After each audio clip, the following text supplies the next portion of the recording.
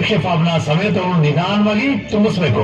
ಮೊದಲನೇದಾಗಿ ನಿಮ್ಮ ಪೂರ್ಣ ಹೆಸರು. ಗುರುಗಳೇ, ಪೂರ್ತಿ ಹೆಸರೇನ್ ಬರೀಲಿ? ಭೀಮರಾವ್ ರಾಮ್ಜಿ ಸಕ್ಪಾಲ್ ಅಂಬಾವಾಡೇಕರ್ ಅಂತಲ್ಲ? ನಿನ್ನ ಪೂರ್ತಿ ಹೆಸರನ್ನ ಹೀಗ್ ಬರಿ, ಭೀಮರಾವ್ ರಾಮ್ಜಿ ಅಂಬೇಡ್ಕರ್ ಅಂತ. ಅಂಬೇಡ್ಕರ್ ನಿಮ್ಮಪ್ಪ ನಾಮ ಅಲ್ವಾ? ಅದನ್ನ ನಾನ್ ಹೇಗ್ ಸೇರಿಸ್ಕೊಳ್ಳಿ? ಸೇರಿಸ್ಕೋ ಭೀಮಾ. ನಿನ್ನ ಗುರುಗಳು ನಿನಗೆ ಕೊಡ್ತಿರೋ ಹುಡುಗರು ಅಂತ ತಿಳ್ಕೊ. ಜೀವನದಲ್ಲಿ ಹೀಗಾದ್ರೂ ನಿನ್ ಗುರುಗಳನ್ನ ನೆನಪು ಮಾಡ್ಕೋ ಭೀಮಾ.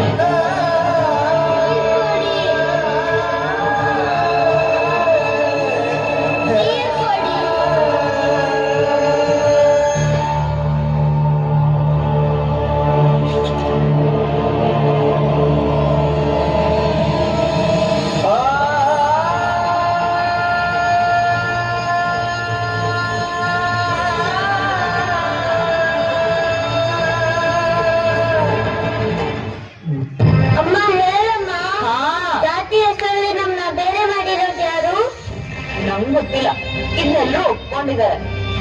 ಯಾವುದೋ ಪುಸ್ತಕದಲ್ಲಿ ಬರ್ದಿರ್ಬೋದು. ಪುಸ್ತಕದಲ್ಲಿ ತಪ್ಪಿದ್ರೆ ಅದನ್ನ ಒಪ್ಕೋಬೇಕಾ? ಒಂದಿನ ನಾನೇ ಪುಸ್ತಕ ಬರೀತೀನಲ್ಲ, ಆಗ ಇದೆಲ್ಲ ಸರಿ ಮಾಡ್ತೀನಿ. ಜೀವನ ಅನ್ನೋ ಓಟದಲ್ಲಿ ಇನ್ನು ಸಾಕಷ್ಟು ನೋವು ಅನುಭವಿಸ್ಬೇಕು. ಜನ ಪದೇ ಪದೇ ನಿನ್ನನ್ನ ಬೀಳಿಸ್ತಾನೆ ಇರ್ತಾರೆ. ಹೊಟ್ಟೆ ಕಿಚ್ಚವರಿಗೆ ನೀನು ಎಲ್ಲಿ ಗೆಲ್ತೀಯೋ ಅಂತ, ನೀನು ಗೆದ್ದು ಬಿಡ್ತೀಯ ಅನ್ನೋ ಭಯ ಅವರಿಗೆ.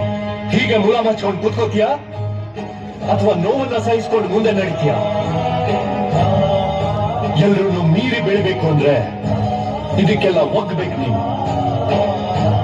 ಸಹಿಸ್ಕೋಬೇಕು, ಮುಂದೆ ನುಗ್ಕೊಂಡು ಹೋಗ್ತಾ ಇರ್ಬೇಕು. ಭೀಮರಾವ್, ನಿನ್ ಜೊತೆ ಇವ್ರು ನಡ್ಕೊಂಡಿದ್ ರೀತಿ ತಪ್ಪು ಅಂತ ನಿನ್ಗೆ ಯಾಕೆ ಅನ್ಸ್ತಿದೆ? ಸರ್, ಯಾಕಂದ್ರೆ ಇದು ವಿದ್ಯಾಲಯ. ಈ ಜಾಗದಲ್ಲಿ ಕಲಿಯೋರು ಇರ್ತಾರೆ, ಕಲ್ಸೋರು ಇರ್ತಾರೆ. ವಿದ್ಯಾರ್ಥಿಗಳಿಗೆ ಸರಿಯಾದ ದಿಕ್ಕನ್ನು ತೋರಿಸೋದು ಇಲ್ಲಿನ ಕರ್ತವ್ಯ ಆಗಿರುತ್ತೆ. ಇಷ್ಟನ್ ಬಿಟ್ರೆ ಇಲ್ಲಿ ಧರ್ಮ, ಜಾತಿ, ಸಂಪ್ರದಾಯಗಳಿಗೆ ಸಣ್ಣ ಜಾಗನೂ ಇರಬಾರ್ದು. ನಾವು ಒಂದನ್ನ ಅರ್ಥ ಮಾಡ್ಕೋಬೇಕು ಸರ್. ವಿದ್ಯಾಲಯ ಅನ್ನೋದು ಧಾರ್ಮಿಕ ಸಂಸ್ಥೆ ಅಲ್ಲ. ಪಟ್ಟಭದ್ರ ಧಾರ್ಮಿಕ ಸಂಪ್ರದಾಯಗಳ ಜೊತೆಗೆ ವಿದ್ಯೆನ ಜೋಡಿಸಬಾರ್ದು. ಇಲ್ಲಿ ಎಲ್ಲಾ ಧರ್ಮಗಳ ವಿದ್ಯಾರ್ಥಿಗಳಿದ್ದಾರೆ.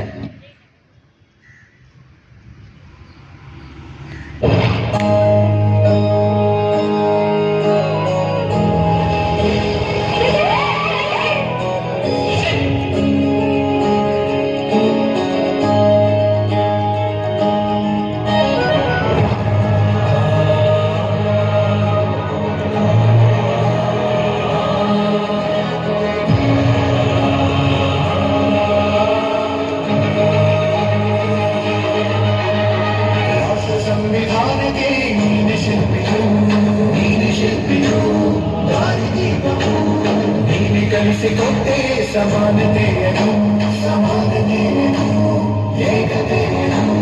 ರಾಷ್ಟ್ರ ಸಂವಿಧಾನಕ್ಕೆ ನೀನೆ ಶಿಲ್ಪಿಯು, ನೀನೆ ಕಲಿಸಿಕೊಟ್ಟೆ ಸಮಾನತೆಯನ್ನು.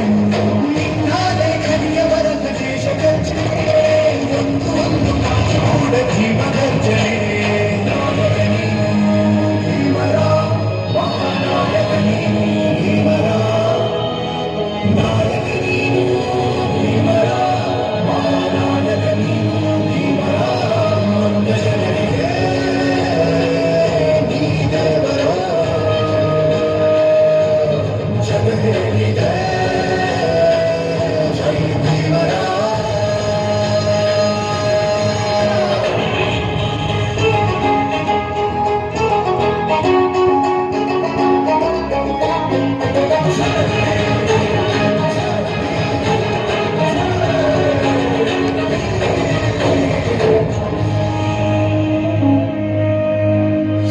ಶತಮಾನ, ಹೊಸ ಊರು, ಹೊಸ ಸಂಬಂಧಗಳು. ಭೀಮನ ನಡೆ ಶಿಕ್ಷಣದ ಕಡೆ ಸಾಗಿದೆ. ಭೇದ ಭಾವ, ಸ್ಪೃಶ್ಯ ಅಸ್ಪೃಶ್ಯದ ಹಾದಿಯಲ್ಲಿ ಮಹಾನಾಯಕ ಡಾಕ್ಟರ್ B.R. ಅಂಬೇಡ್ಕರ್.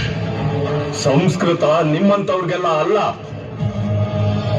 ಸಾವಿರಾರು ವರ್ಷಗಳಿಂದ ನಮ್ಮನ್ನ ಕೀಳು ಜಾತಿ, ಶೂದ್ರ, ಅಸ್ಪೃಶ್ಯರನ್ನಾಗಿ ಮಾಡಿ ಈ ಸಮಾಜದಿಂದ ಹೊರಗಿಟ್ಟಿದ್ರು.